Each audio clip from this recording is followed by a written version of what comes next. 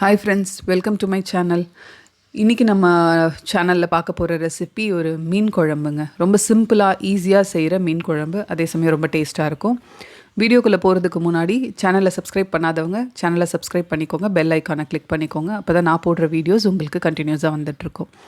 Okay, so இன்றைக்கி பண்ண போகிற இந்த ஃபிஷ் குழம்புக்கு ஒரு சின்ன மசாலா ஃபஸ்ட்டு ரெடி பண்ணணும். ஸோ அதை ரெடி பண்ணுறது எப்படின்னு சொல்லிடுறேன். அதுக்கப்புறம் நம்ம ரெசிபி ஸ்டார்ட் பண்ணிடலாம் பண்ணுறதுக்கு. ஸோ ஃபஸ்ட்டு வந்து ஒரு மிக்ஸி ஜாரில் ஆனியன், ஒரு பெரிய சைஸ் ஆனியன், ஒரு அரை ஸ்பூன் மிளகு, அரை ஸ்பூன் சோம்பு, அரை ஸ்பூன் சீரகம், இதை வந்து நம்ம எடுத்து அரைச்சிக்கணும். இந்த பேஸ்ட் ரொம்ப முக்கியம். ஸோ இதை வந்து நம்ம அரைச்சி தனியாக எடுத்து வச்சிடலாம். இப்போ ஒரு பேனில் நல்லெண்ணெய், மீன் குழம்புக்கு நல்லெண்ணெய் தாங்க யூஸ் பண்ணணும்.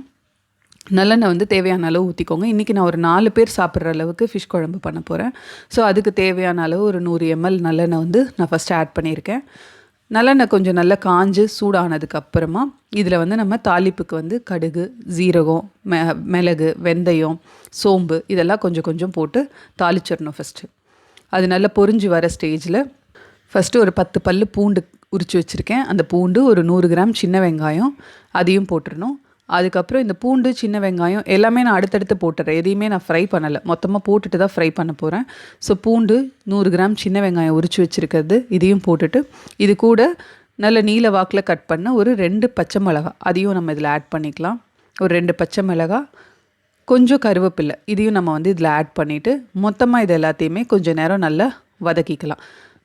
பச்சை மிளகா ஃப்ளேவர் ரொம்ப நல்லாயிருக்கும். ஸோ நான் வந்து 2 தான் ஆட் பண்ணியிருக்கேன். உங்களுக்கு பச்சை மிளகா நிறைய வேணும் அப்படின்னா நீங்கள் அதுக்கேற்ற மாதிரி காரத்தை கம்மி பண்ணிக்கோங்க. ஸோ இது கொஞ்சம் நல்லா மேஷ் ஆகி வதங்கி வர வரைக்கும் கொஞ்சம் நல்லா இதை வந்து ஃப்ரை பண்ணி வதக்கணும். இதுக்கு நடுவில் நம்ம என்ன பண்ணலான்னா, இந்த குழம்புக்கு தேவையான அளவு ஒரு 3 தக்காளி, நல்ல பெரிய தக்காளியை நான் நல்லா மிக்சியில் அரைச்சி வச்சுருக்கேன். ஸோ நீங்கள் கட் பண்ணி போட்டிங்க அப்படின்னா உங்களுக்கு கிரேவி கன்சிஸ்டன்சி கொஞ்சம் தண்ணியாக இருக்கும். அதனால் நான் அரைச்சி தக்காளி பேஸ்ட் எடுத்து வச்சுருக்கேன். ஸோ ஒரு 3 தக்காளியை வந்து நான் அரைச்சி இதுக்கு எடுத்து வச்சுருக்கேன். ஸோ இந்த வெங்காயம், பூண்டு இதெல்லாம் வதங்கினதுக்கப்புறம் நம்ம ஏற்கனவே அரைச்சி வச்சுருந்த அந்த ஆனியன் பேஸ்ட், அதாவது ஆனியன், மிளகு, ஜீரகம் அரைச்சி வச்சுருந்தோம்ல, அதை வந்து போட்டு அதையும் பச்சை வாசனை போகிற அளவுக்கு கொஞ்சம் நல்லா வதக்கிக்கணும். ஏன்னா அதை நம்ம வந்து அப்படியே டைரெக்டாக மிக்ஸி ஜாரில் போட்டு வந்து அரைச்சோம். ஸோ அதை வந்து நல்லா பச்சை வாசனை போகிற அளவுக்கு அந்த ஆயிலில் அதையும் நல்லா ஒரு 1 மினிட் நல்லா ஃப்ரை பண்ணிக்கோங்க. இது எல்லாமே இந்த பச்சை வாசனை போய் கொஞ்சம் நல்லா வதங்கினதுக்கு அப்புறம் நம்ம என்ன பண்ணலான்னா, நம்ம அரைச்சி வச்சுருக்க அந்த தக்காளி பேஸ்ட்டை வந்து இதில் ஆட் பண்ண போகிறோம்.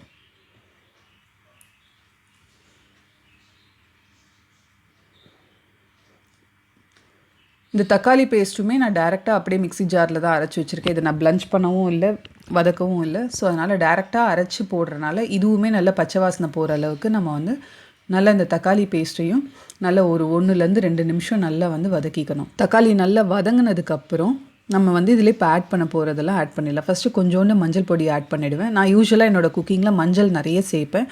உங்களுக்கு குழம்பு வந்து கலர்ஃபுல்லாக இருக்கணும் அப்படின்னா நீங்கள் மஞ்சளை கம்மி பண்ணிக்கோங்க.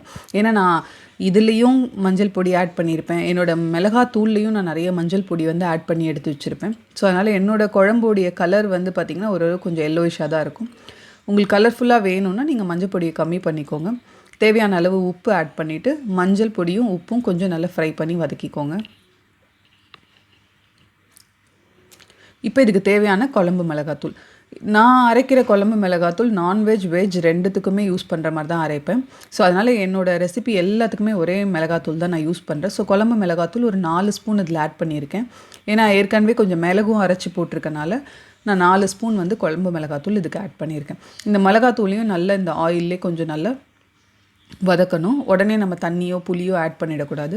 கொஞ்சம் நல்லா அந்த மிளகாத்தூளோட பச்சை வாசனை போகிற அளவுக்கு கொஞ்சம் நல்லா ஃப்ரை பண்ணி வதக்கிக்கோங்க. இப்போ கரைச்சி வச்சுருக்க புளி தண்ணி, இதுக்கு வந்து நான் நல்ல ஒரு 3 பெரிய லெமன் அளவு வந்து புளி கரைச்சி தனியாக கப்பில் எடுத்து வச்சுருக்கேன் ஃபில்ட்ரு பண்ணி. ஸோ அந்த புளி தண்ணியை வந்து நம்ம இதில் ஆட் பண்ணிடலாம். புளி தண்ணி வந்து நான் திக்காக வந்து கரைச்சி எடுத்து வச்சா தான் உங்களுக்கு குழம்பு திக்காக கிடைக்கும். ஸோ அதனால் நல்ல 3 லெமன் சைஸ் புளியை வந்து நல்லா கரைச்சி திக்காக தண்ணி எடுத்து அதை நான் இதில் ஆட் பண்ணியிருக்கேன். குழம்பு கொஞ்சம் தண்ணியாக வேணுன்றவங்க அதுக்கு ஏற்ற மாதிரி அதை கொஞ்சம் மாற்றிக்கோங்க. ஸோ எவ்வளோ குழம்பு உங்களுக்கு திக்காக வேணும், குவான்டிட்டி நிறைய வேணும்னா அதுக்கேற்ற மாதிரி புளியை ஜாஸ்தி பண்ணிக்கோங்க, மிளகாத்தூளை ஜாஸ்தி பண்ணிக்கோங்க. இப்போ இது நல்லா கொதிச்சு வர இந்த ஸ்டேஜில் நான் வந்து மீன் குழம்புக்கு வெல்லம் போடுவேன். இந்த வெல்லம் எதுக்காக அப்படின்னா, இது வந்து அந்த புளிப்பு, காரம் இது எல்லாத்தையும் கொஞ்சம் பேலன்ஸ் பண்ணி ஒரு மாதிரி லைட் ஸ்வீட்டும் அந்த குழம்புல இருக்கும், காரமும் இருக்கும். ஸோ அதனால் வெல்லம் வந்து ஒரு சின்ன நெல்லிக்காய் சைஸ் அளவு வெல்லம் வந்து நான் குழம்புல ஆட் பண்ணியிருக்கேன். இது நல்லா இப்போ குழம்பு நல்லா கொதிச்சு வர இந்த ஸ்டேஜ் வரைக்கும் நல்லா ஒரு 2லேருந்து 3 நிமிஷம் நல்லா கொதிக்க விடுங்க. ஃபுல் ஃப்ளேமில் வச்சு தான் நான் கொதிக்க விட்டுருக்கேன். சிம் பண்ண வேண்டாம். நல்லா கொதித்து குழம்பு கொஞ்சம் கம்மியாகி கொஞ்சம் வற்றி வர ஸ்டேஜில் ஃபிஷ்ஷை வந்து நம்ம ஆட் பண்ணுறோம். ஸோ ஃபிஷ்ஷை வந்து டைரெக்டாக வாஷ் பண்ணி பிழிஞ்சு அப்படியேவும் ஆட் பண்ணலாம். நான் வந்து இன்றைக்கி பண்ணுற இந்த மீன் குழம்புக்கு என்ன பண்ணியிருக்கேன் அப்படின்னா, லைட்டாக ஃபிஷ்ஷில் கொஞ்சம் இஞ்சி பூண்டு பேஸ்ட்டு, மஞ்சப்பொடி, உப்பு, ஒரு சிட்டிகை மிளகாத்தூள் போட்டு கொஞ்சம் நேரம் மேரினேட் பண்ணி வச்சுருந்தேன். ஸோ அதை அப்படியே நம்ம குழம்புல ஆட் பண்ணால் அந்த பச்சை வாசனை இருக்குன்றனால லைட்டாக வந்து பேனில் போட்டு லைட்டாக ஒரு 1 மினிட் டாஸ் பண்ணி அதை வந்து மீன் குழம்புல ஆட் பண்ணியிருக்கேன். ஸோ தட் அந்த ஃப்ளேவர் நல்லா உங்களுக்கு இமீடியட்டாக இறங்கும். இல்லைனா மீன் குழம்பு ஒரு 2 ஹவர்ஸ் ஊற வச்சு அதுக்கப்புறம் நம்ம எடுத்து சாப்பிடும்போது அந்த ஃப்ளேவர் தெரியும். இந்த குழம்புல வந்து பார்த்திங்கன்னா இமீடியட்டாகவே நீங்கள் வந்து சாப்பிடும்போது அந்த ஃபிஷ்ஷோட ஃப்ளேவர் நல்லாவே தெரியும். ஸோ இந்த மாதிரி லைட்டாக ஒரு 1 மினிட் ரொம்ப ஃபிஷ் ஃப்ரை பண்ண மாதிரி பண்ணிட்டீங்கன்னா குழம்பு நல்லா இருக்காது. ஸோ லைட்டாக வந்து டாஸ் பண்ணிவிட்டு ஆட் பண்ணுறீங்க அப்படின்னா அந்த ஃப்ளேவர் இமீடியட்டாக குழம்புல இறங்கிடும், ரொம்ப நல்லாவே இருக்கும். ஸோ இது நல்லா கொதித்து இந்த ஃபிஷ்ஷு போட்டதுக்கப்புறம் ஒரு 1 மினிட் கொதிக்க விடுங்க ஃபுல் ஃப்ளேமில்.